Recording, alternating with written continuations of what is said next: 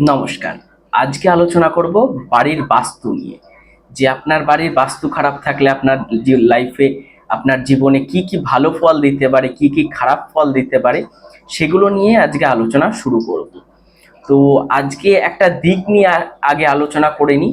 সেটা হচ্ছে ঈশান কোণ। বাড়ির ঈশান কোণ। ঈশান কোণ যদি খারাপ থাকে তাহলে আপনাদের জীবনে কি কি খারাপ ফল দিতে পারে, আর ঈশান কোণ যদি আপনাদের ভালো থাকে তাহলে আপনাদের জীবনে কি কি ভালো ফল দিতে পারে, সেটা নিয়ে আজকে আলোচনা শুরু করব। তো ঈশান কোণ মানে আমরা জানি নর্থ ইস্ট কর্নার, যেটা উত্তর পূর্ব কোণ থাকে, সেই কোণটাকে আমরা ঈশান কোণ বলে থাকি। এই কোণটা বাড়ির যে বাস্তুপুরুষ থাকে, বাস্তুপুরুষের মাথাকে ইন্ডিকেট করা হয়।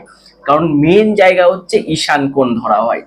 যে কোনো বাড়ির যে কোনো জায়গা যদি খারাপও থাকে, ঈশান কোণ যদি খুব ভালো থাকে, তাহলে আমরা ধরে থাকি যে সেই বাড়িটা মোটামুটি বাস্তুগত দিক থেকে ঠিকঠাক রয়েছে।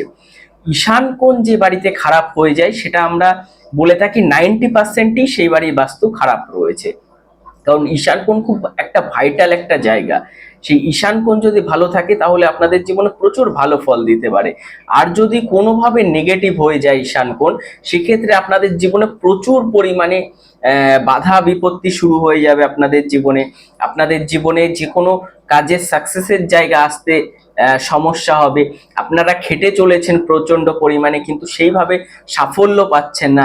এই ধরনের জিনিসগুলো কিন্তু ঈশান কোণ খারাপ থাকলে আপনাদের জীবনে কিন্তু চলে আসবে। সেক্ষেত্রে ঈশান কোণকে ঠিকঠাক রাখতে হবে।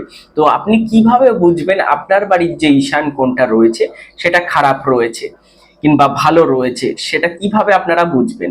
তো প্রথমেই যেটা আপনাদের নর্থ ইস্ট কর্নার রয়েছে, উত্তর পূর্ব দিক রয়েছে, সেই দিকে যাতে সব সময় দিকটা ফাঁকা থাকে, কিংবা ওই দিকে আপনারা মাস্টার বেডরুম করতে পারেন। যে বাড়ির যে মুখ্য যে রয়েছে, যে ইনকাম সোর্স যার রয়েছে, সে ওইদিকে থাকতে পারে ঈশান কোণের কোনো রুমে, সেটা অনেকটা বেশি ভালো হয়। কিংবা ঈশান কোণের যে রুমটা রয়েছে সেটা পরিষ্কার পরিচ্ছন্ন সবসময় রাখতে হবে। আর দেখতে হবে ঈশান কোণের দিকে কোনোভাবে টয়লেট এই ধরনের কিছু না হয়ে যায়, কিংবা কোনো ট্যাঙ্ক কিংবা টয়লেট রয়েছে, কিংবা ওখানে কোনো জায়গায় ডাউন রয়েছে, এই ধরনের কিছু যদি থেকে থাকে, তাহলে আপনি জানবেন যে আপনার ঈশান কোণ খারাপ রয়েছে।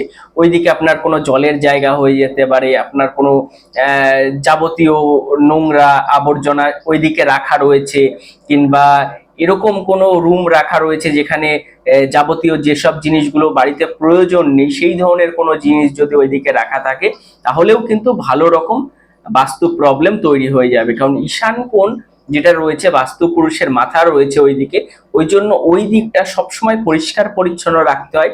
ওইদিকে মন্দির করতে হয়, না হলে ফাঁকা রাখতে হয়, তাহলে ওই জায়গাটা কিন্তু অনেকটাই বেশি ভালো কিন্তু থাকে। কিন্তু যদি ওইদিকে আমি যে জিনিসগুলো বলে দিলাম, ওয়াশরুম টয়লেট হয়ে যেতে পারে, ট্যাঙ্ক হয়ে যেতে পারে, জলের কোনো জায়গা হয়ে যেতে পারে, কিংবা ময়লা আবর্জনা কোনো কিছু রাখা হয়ে যেতে পারে, কিংবা ওয়েস্টেজ কোনো জিনিস, যে জিনিসগুলো প্রয়োজন নেই সেই ধরনের কোনো জিনিস ওইদিকে রাখা রয়েছে, কিংবা ওইদিকে সিঁড়ি হয়ে যেতে পারে, যে কোনো নেগেটিভ জিনিস যদি ঈশান কোণের দিকে হয়ে যায়, তাহলে কিন্তু আপনাদের বাড়ির বাস্তু প্রবলেম কিন্তু প্রচন্ড পরিমাণে আপনাদের জীবনে কিন্তু চলে আসবে নেগেটিভ ফল। সেটা আপনাদের লাইফে আপনারা বুঝতে পারবেন যে বাড়িতে যারা যারা বাচ্চা রয়েছে তাদের এডুকেশনে কিছু প্রবলেম চলে আসবে, ইয়ার গ্যাপ চলে আসতে পারে, এই ধরনের জিনিসগুলো তাদের ক্ষেত্রে চলে আসবে। যারা কর্মজীবনে রয়েছে, কর্মের জায়গাটায় তাদের ক্ষেত্রে আপ ডাউন এই ধরনের জিনিসগুলো শুরু হয়ে যাবে। কর্মের জায়গায় সেই সেটেলমেন্ট দিতে চাইবে না, কাজ করবে প্রচন্ড পরিমাণে, কিন্তু মানি আর্নিং এর জায়গায় কিছু সমস্যা চলে আসবে। দেখা যাবে যে আর্নিং হতে গিয়ে কিছু সমস্যা চলে আসছে। আর বিশেষ করে সেভিংসে কিছু প্রবলেম দিয়ে দেবে, কারণ ঈশান কোণ ওইদিকে বৃহস্পতির জায়গা ওটা পুরোপুরি, সেক্ষেত্রে সেভিংস এর জায়গায় কিছু কিছু সমস্যা তৈরি করিয়ে দেবে। আর বিশেষ করে সব থেকে বড় নেগেটিভ পয়েন্ট সেটা হচ্ছে হেলথ ইস্যু। বাড়িতে কারোর না কারোর হেলথে কিছু প্রবলেম চলে আসবে, আর সেটার জন্য কিন্তু প্রচুর অর্থ ব্যয় যাবে।